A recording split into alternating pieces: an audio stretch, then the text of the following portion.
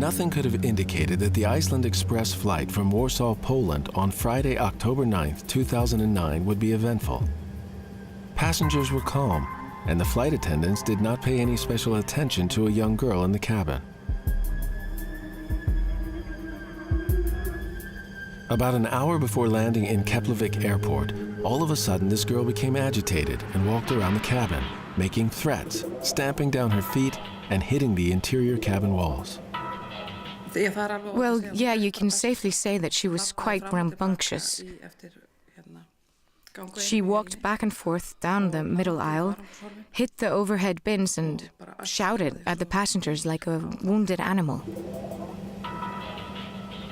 That's really how she was, high-strung and in a way double-sided. In one way, lots of rage and borderline craziness within her, and then in between she broke down and cried, very heavily. And then she wanted to be embraced and to get some kind of care and warmth. But then, again, all of a sudden she let go and became crazy again. So she was more or less out of it. She did not listen to any pleas to calm down, so the airline attendants had to handcuff her arms and feet with the help of passengers. That worked. She'd been trying to headbutt people and kick, but now she simply could not do that anymore. And then it was like something physical came over her. It was like she was passing out, and she started to breathe very shallow, and her eyes were locked, pointing upwards. There was some strong bodily reflex as well. When the plane landed, the girl was exhausted and didn't fight back when paramedics moved her out of the airplane. So we pondered what was causing this behavior of hers. We thought maybe that she was a drug mule and was getting second thoughts and afraid about the risk and consequences. Perhaps she had something within her body which had started to leak and was affecting her physically, some chemical effect. We were notified about this case and to check if the girl had some drugs within her body. According to her travel documents, she was a 22-year-old Lithuanian named Eva. The purpose of her visit to Iceland seemed to simply be a vacation. But shortly afterwards, the police discovered that there was more to that than meets the eye.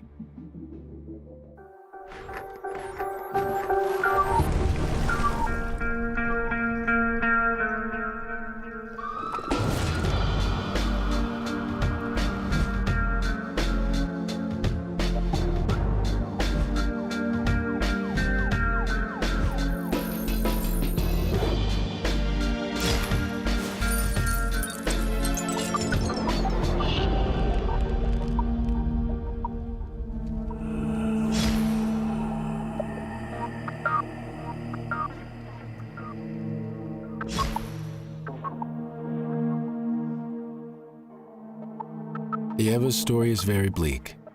1 year before this trip to Iceland, she had gone to a party in a block of flats in her hometown of Panevėžys in northern Lithuania.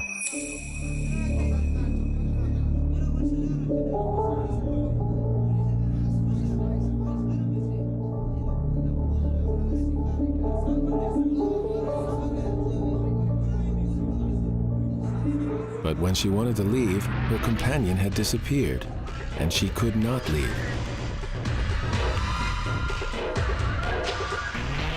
She was forcefully made to stay and was coerced into prostitution by a guy who kept giving her alcohol and drugs and beat her into submission. Sometimes she was driven to visit some men, and once she met a fellow who took pornographic pictures of her. She was forced to sleep with up to 10 guys a day. At nighttime, Eva sometimes tried to search for a passkey to leave the apartment, but could never find one. Eva had been brought up in a broken home. Her father was an alcoholic and violent and kept the family on a tight leash.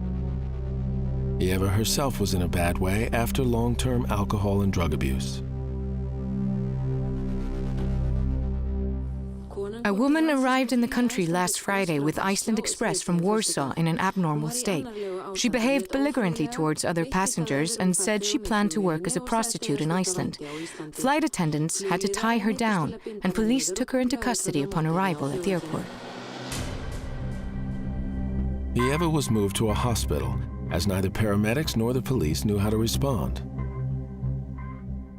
At the same time, 2 Lithuanians with a shady past were waiting in the arrival lounge at Keflavik Airport.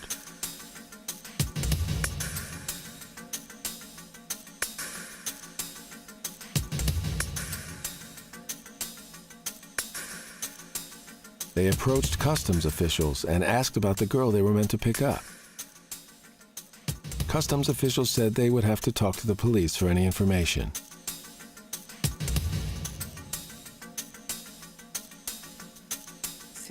When this particular woman arrived in the country, she was taken to the police station and then to the Survivors Center to get some counseling. She had barely walked through the door at the center when some foreign men barged in and asked what was going on. We quickly sensed the immediate threat in all this.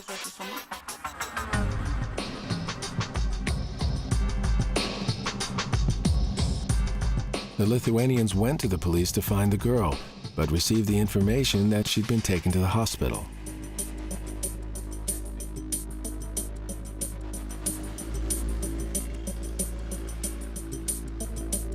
"22-year-old Eva spent the night in the National Hospital in Fossvogur, where she was searched for any internal drugs, since her behavior had been so strange and the explanations of her travel so thin." Our work is to receive people who are trying to smuggle drugs internally into the country. So this girl was X-rayed and came out clean. She said from the outset that she was intending to work as a prostitute in Iceland, but also claimed that her friends were going to provide her some other employment.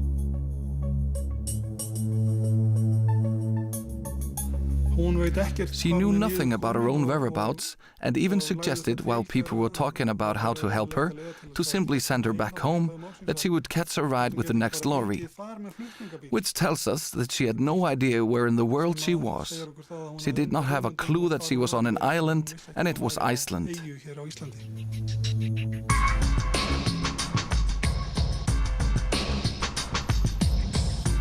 The following day, the Lithuanians from the airport showed up at the hospital and asked for the girl. The staff at the emergency wards did not like the looks of them. They did not appear to be helpful company for her. The staff called the police and said that some men were walking around waiting for the girl, and they did not look like a supportive lot. Staff at the National Hospital were cautious about this, did not want to put the girl into contact with these men, and sensed actually that she was afraid of them, did not know them, and wanted nothing to do with them. So when they had to discharge her from the hospital, since she had recovered quite rapidly, the police were called once again to take her into custody, which they did. Óskaði eftir því að lögreglan myndi sækja stúlkuna, sem að þeir gerðu.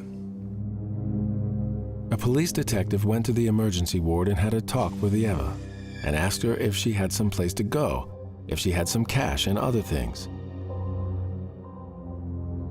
She did not answer very much and kept quiet most of the time, sitting in a chair, and she seemed exhausted as she had intermittently fell asleep. The policeman asked Eva if someone might pick her up, but she did not admit that. The policeman sensed that it was precarious to release her into the hands of the men waiting for her in front of the emergency ward. The woman was treated terribly before she arrived in Iceland, so there were ample good reasons to consider her life to be in danger. And behind this was an organized crime ring about which we were learning more and more. So we started to look at rapists as choir boys in comparison. As you can see, this had become a serious and dangerous case. Eva was moved to the police station on Hverfisgata, where she was repeatedly asked about the purpose of her visit to Iceland. She said either nothing or talked vaguely. She had not been inside the station very long when the policeman talking to her received information that 3 Lithuanians were now in the station's main entrance. 2 of them had been following Eva, but now they were accompanied by a new guy named Gediminas. They were angry and impatient and demanded that the woman be released. Reykjavik police had some difficulties because there were no grounds to keep her in custody any longer. She was obviously not a drug mule, but still these men kept following her and demanding to take her with them.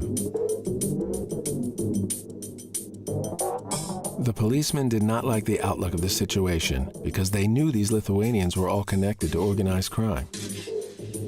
After some consultation with the Keflavik police, it was decided that they would take the woman, since she had been accused of breaking several air travel laws with her behavior on the flight to Iceland. The police escorted Eva through a back door of the police station to a car that headed for a rendezvous with another police car from the Keflavik police. The Lithuanians were still waiting in the main entrance.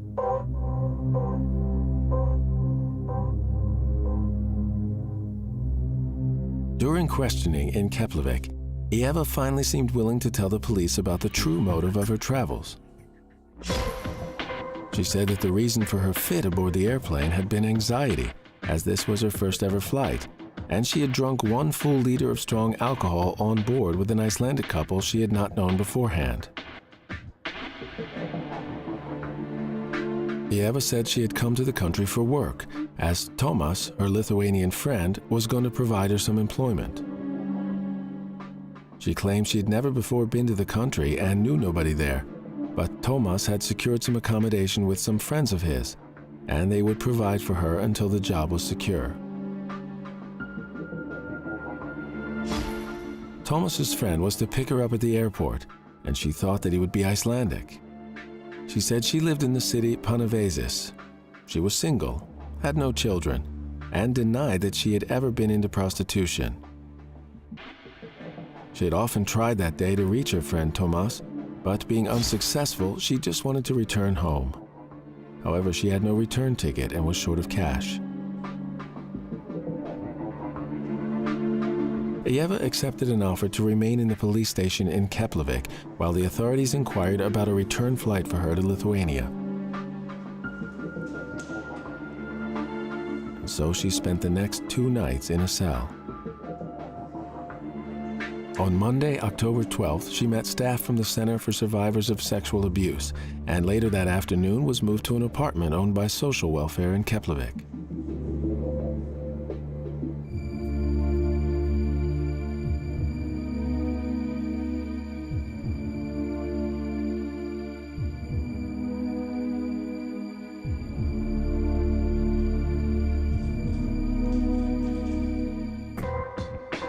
It was still obvious that the men who'd been waiting for her at the airport and the hospital and had demanded her release at the police station had not given up hope of getting their hands on her.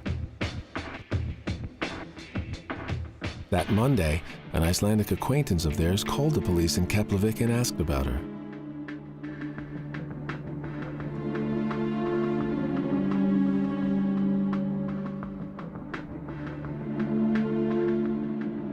The young woman was allegedly safe in a social apartment in Keflavik. She had moved there on Monday evening, but the following day she had disappeared. Yes, well, after this situation came up, we were convinced that she was in immediate danger. Eva was gone, and the police were out looking for her. Nobody doubted that she was in danger, as the police suspected that she was in the hands of those men that had been shadowing her every step of the way. No similar case had ever occurred in Iceland. The police were now searching for a victim of human trafficking and the cold-blooded criminals that took advantage of a young girl's misery. The 3 Lithuanians that had been in the main entrance of the police station a few days earlier were called in for questioning. Police did not know that as soon as Eva had entered the social apartment in Keflavik, she quickly contacted Tomas, the guy who had sent her to Iceland. She had the cell telephone he gave her at the Warsaw airport. She telephoned him and said she needed help. She was all alone in Iceland and had nowhere to go. Tomas told her to wait where she was. He would contact his friends in Iceland who would come and pick her up.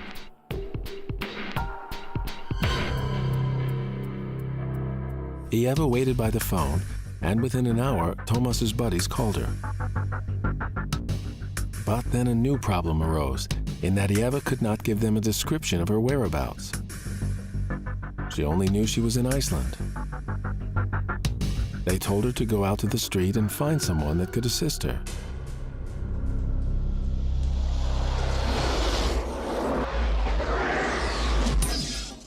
She complied, went out and toward a man that was stepping out of a car in front of a house on the street.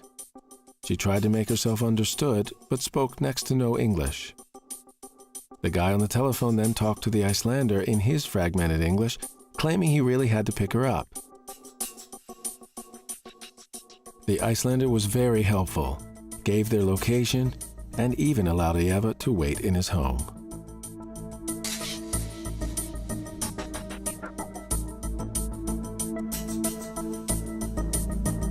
Shortly afterwards, 2 cars pulled up at the house in Keflavik. The Icelander escorted Eva toward one of them. She sat in the back seat, and then both cars drove away.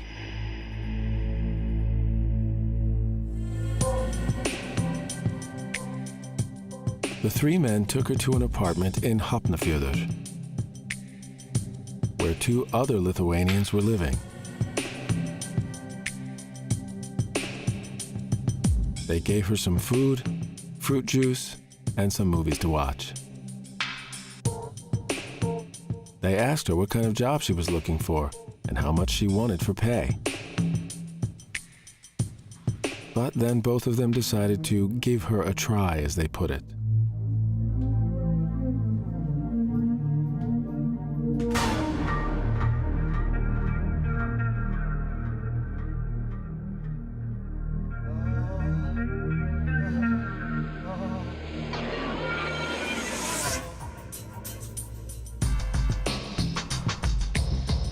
Eva was not locked inside, but saw no point in going out, as she had no idea where to go.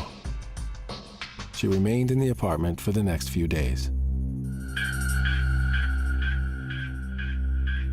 A Lithuanian woman that might have entered the country to work as a prostitute disappeared without a trace and is now being sought by the Keflavik police. They fear that she might be in danger. After 3 nights in the apartment, one of the Lithuanians approached her and said he had seen some reports about her in the newspapers and that she needed to go away. He would move her to a hotel for one night, but then she could go to the police. By now, police and media were locked on the case, and the Lithuanians were starting to feel the heat. Eva was driven to a guest house, and one night's accommodation was paid for with cash in advance.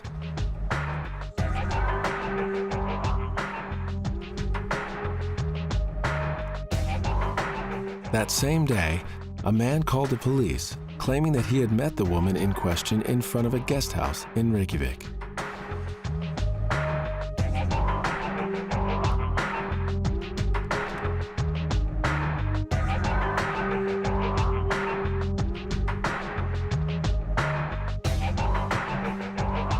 When the police arrived at the guest house, the man was waiting with Eva, whom he claimed to have met walking aimlessly in front of the house.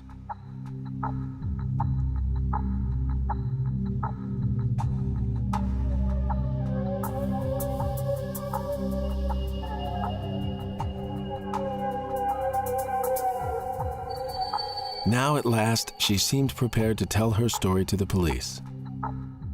She gave her correct name and age, and described her life in Lithuania and her stay in Iceland. Eva was not actually her right name, but a false one in the passport she had received before her flight to Iceland. Her name was in fact Anna, and she was only 19 years old. She said she had not taken any drugs after arriving in Iceland, but traces of amphetamine were found in her blood. She claimed it had probably been mixed into the fruit juice the men gave her in the apartment, as she had felt comfortable and had a good time. She revealed having been forced into prostitution and having been kept in deplorable conditions. One day, however, she'd been told to get in a car, and she was driven to a guy named Thomas. He altered her appearance and dyed her blonde hair dark. Then he took her picture, which he used for a passport issued under the name Eva.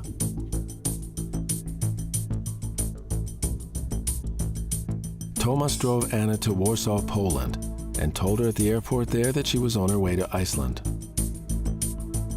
He gave her a ticket for the flight, a small amount of money, and a cell phone. His friends would meet her in Iceland.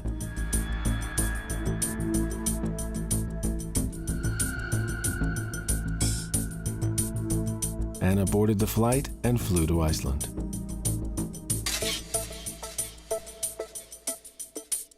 It was obvious to everyone that this was a broken individual.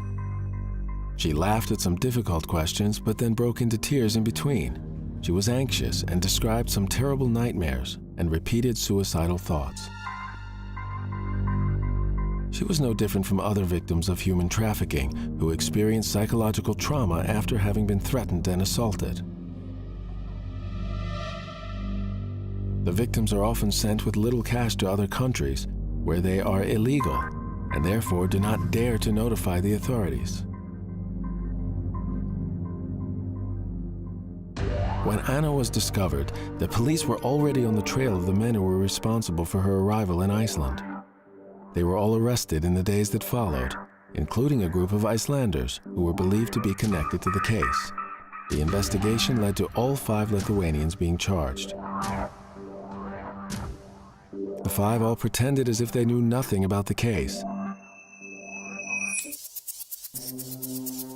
But Anna identified them, and they were spotted on surveillance cameras. In addition to that, a printout of their telephone calls was also most revealing. Gediminas was considered the leader. He had bought the flight ticket for her under the name Eva, which was in the falsified passport. Therefore, he must have planned her trip to Iceland from the beginning.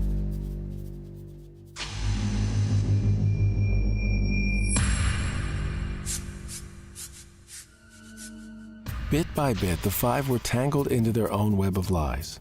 When they were brought in front of a judge, it was surprising that they smiled toward the cameras and made no attempt to cover their faces like the accused usually do in criminal cases. Reykjanes District Court rejected their nonsensical narrative and ruled that they had jointly transported Anna to the country with deception and had given her shelter simply to be able to sexually exploit her. The Supreme Court accepted that Gediminas had been the mastermind in the case. He was given a 5-year prison sentence, but the other 4 each received 4 years imprisonment. Well, yes, these men all received sentences in the Supreme Court and started to serve them here. But after a while, they were extradited to Lithuania with a 30-year ban on re-entering Iceland.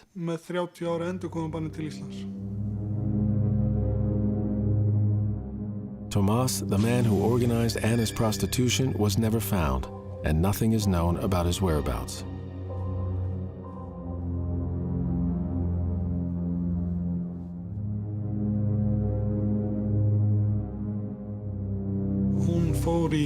Anna sought refuge in the Center for Survivors of Sexual Abuse and remained there under 24-hour police protection for weeks. It would be tempting to claim that women simply come to us and consequently all will be good. They are offered help, and it would be great if they would accept it and build up a new and brighter life. But that is not the case.